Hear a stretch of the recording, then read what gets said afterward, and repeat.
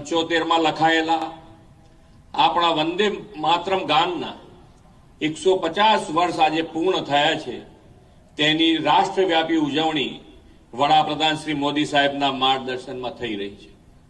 આ ગીત બંકિમચંદ્ર ચટ્ટોપાધ્યાયજી દ્વારા આનંદ મંથ નવલકથામાં પહેલીવાર પ્રકાશિત થયું હતું.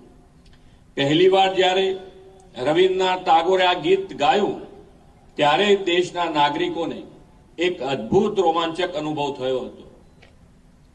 વંદે માતરમ માત્ર એક ગીત નથી, એ તો ભારતના આત્માનો નાદ છે.